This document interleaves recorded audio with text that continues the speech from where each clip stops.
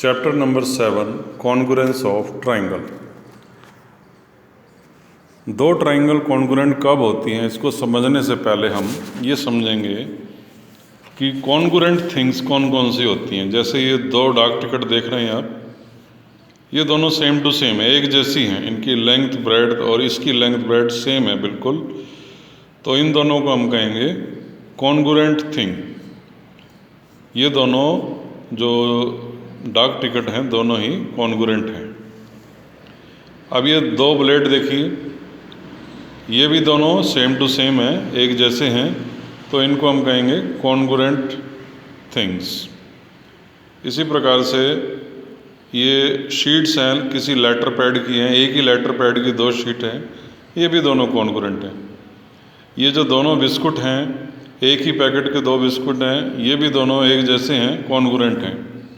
ये 2 डॉल्स हैं, दोनों का साइज सेम है, तो इनको भी हम क्या कहेंगे, कॉन्ग्रुएंट डॉल्स।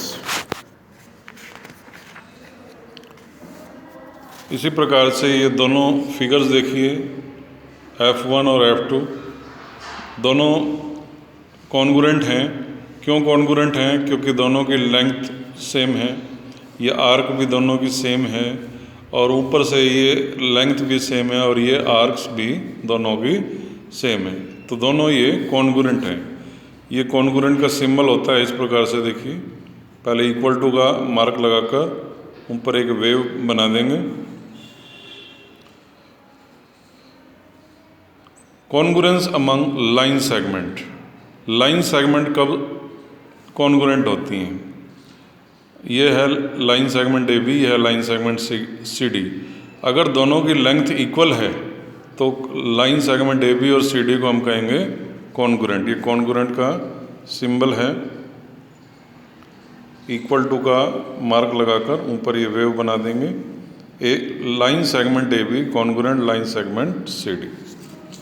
अब ये जो लाइन सेगमेंट PQ है और लाइन सेगमेंट RS, दोनों की लेंथ इक्वल नहीं है, तो line segment PQ is not congruent to line segment RS। Congruence of angles. 2 angle कब कॉन्ग्रुएंट होते हैं?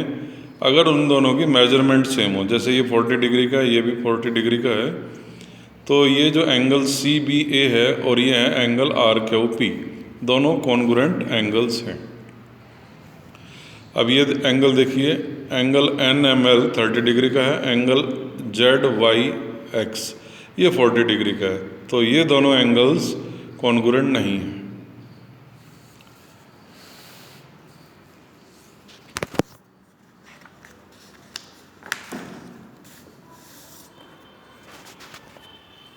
अब देखिए कॉन्ग्रुएंस ऑफ ट्राइंगल। दो ट्राइंगल कॉन्ग्रुएंट कब होती है? तो कॉन्ग्रुएंट ट्राइंगल की डेफिनेशन ये है, if the 2 triangles are said to be congruent. दो ट्राइंगल्स को कॉन्ग्रुएंट कब कहते हैं? If their corresponding sides and angles are equal. अगर उनके कॉरस्पॉन्डिंग साइड और एंगल्स इक्वल हो। ट्राइंगल में 3 साइडें होती हैं और 3 एंगल्स होते हैं, 6 कॉरस्पॉन्डिंग पार्ट्स होते हैं। ये दूसरी ट्राइंगल है DEF, इसमें भी 3 साइड्स और 3 एंगल्स हैं, तो 6 कॉरस्पॉन्डिंग पार्ट्स हो गए। 6 कॉरस्पॉन्डिंग पार्ट में 3 साइड्स हैं और 3 एंगल्स हैं।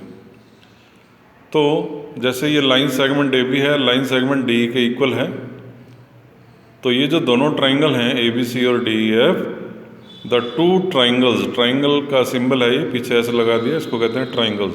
The 2 triangles ABC and DEF will be congruent. ये कॉन्ग्रुएंट का सिंबल है, पहले हम इक्वल टू का मार्क लगाएंगे, उसके बाद ये ऊपर वेव बना देंगे, पानी की लहर, ये कॉन्ग्रुएंट का सिंबल है। तो ये दोनों ट्राइंगल कॉन्ग्रुएंट कब होंगे? If side AB side DE के इक्वल हो। दोनों पर एक एक कट का निशान है, इन दोनों पर डबल कट है, इसका मतलब BC और EF ये दोनों इक्वल हैं। AC और DF पर ट्रिपल कट का सिंबल है, इसका मतलब साइड AC साइड DF के इक्वल है। तो ये जो तीनों हमने लिखी हैं, ये हैं corresponding sides. AB equal to DE, BC equal to EF और AC इक्वल टू, तो तीनों कॉरस्पॉन्डिंग साइड इक्वल हैं, और तीनों कॉरस्पॉन्डिंग एंगल भी इक्वल होने चाहिए। जैसे एंगल A एंगल D के इक्वल होना चाहिए, एंगल बी एंगल ई के इक्वल होना चाहिए और एंगल सी एंगल एफ के इक्वल होना चाहिए। तो ये दोनों ट्रायंगल्स क्या होंगी, कॉन्ग्रुएंट होंगी। तो यही डेफिनेशन में भी है, if their corresponding side and corresponding angle are equal then two triangles are called congruent triangles.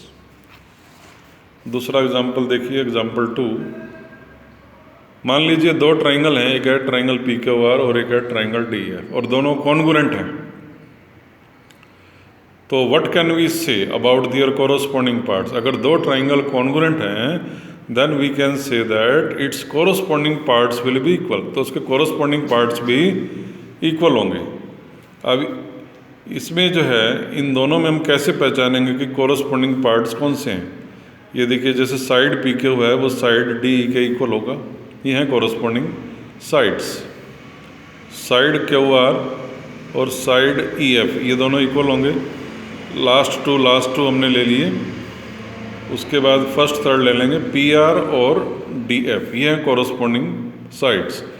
Side P R equal to side D F, तो ये होगी तीनों कोरस्पॉन्डिंग साइड्स इक्वल होगी, क्योंकि दोनों ट्रायंगल कॉन्ग्रुएंट ऐसा गिवन था, तो ये कोरस्पॉन्डिंग पार्ट्स भी इक्वल होंगे।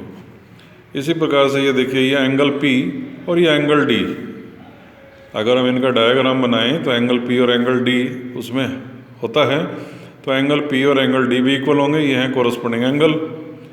और ये सेकंड नंबर पर कौन है, एंगल Q, इधर कौन है सेकंड नंबर पर, एंगल E।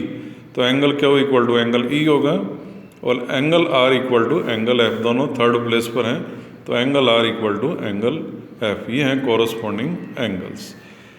तो अगर दो ट्रायंगल इक्वल हैं तो उनके कोरस्पॉन्डिंग साइड्स भी इक्वल होंगे और कोरस्पॉन्डिंग एंगल भी इक्वल होंगे।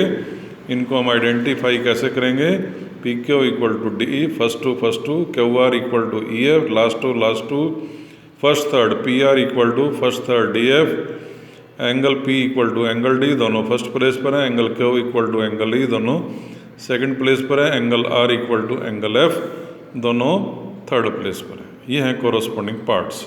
6 कोरस्पॉन्डिंग पार्ट्स होते हैं 2 ट्रायंगल्स के अंदर। Exercise 7.1 question number 1 A part, fill in the blanks. 2 line segment are congruent. 2 line segment कब कॉन्ग्रुएंट होते हैं? इफ डैश, तो फिल इन द ब्लैंक में क्या आएगा, if their measurement is same. अगर दोनों की लेंथ सेम हो, मेजरमेंट सेम हो, तभी 2 लाइन सेगमेंट कॉन्ग्रुएंट होते हैं। B part, among 2 congruent triangle, 2 congruent triangle हैं, one has measurement of 60 degree, एक की मेजरमेंट 60 डिग्री है, तो मेजरमेंट ऑफ अदर एंगल क्या होगी, वो भी 70 डिग्री होगी, क्योंकि 2 कॉन्ग्रुएंट एंगल तभी बनते हैं जब दोनों की मेजरमेंट सेम हो। C part, when we write angle A equal to angle B we actually mean, तो इसका क्या मतलब होता है, इसका मतलब measurement of angle A equal to measurement of angle B. M का मतलब measurement of angle A equal to measurement of angle B, यानी कि दोनों एंगल्स की मेजरमेंट सेम हो। क्वेश्चन नंबर 2 में हमको कुछ एग्जाम्पल देने हैं रियल लाइफ से कॉन्ग्रुएंट शेप्स के। तो shaving blades in same packet, एक ही पैकेट में शेविंग ब्लेड सारे कॉन्ग्रुएंट होते हैं। All biscuits in same packet, एक ही पैकेट में सारे बिस्कुट कॉन्ग्रुएंट होते हैं। All sheets in same letter pad, एक ही लेटर पैड में जितनी भी शीट होती हैं सब कॉन्ग्रुएंट होती हैं। तो ये सारी इन्फॉर्मेशन जो आप देख रहे हैं, डेफिनेशन, एग्जाम्पल, ये सब फेयर कॉपी में लिखना है। और 7.1 का क्वेश्चन 1 और क्वेश्चन 2 ये भी हम फेयर कॉपी में सॉल्व करेंगे। Thank you.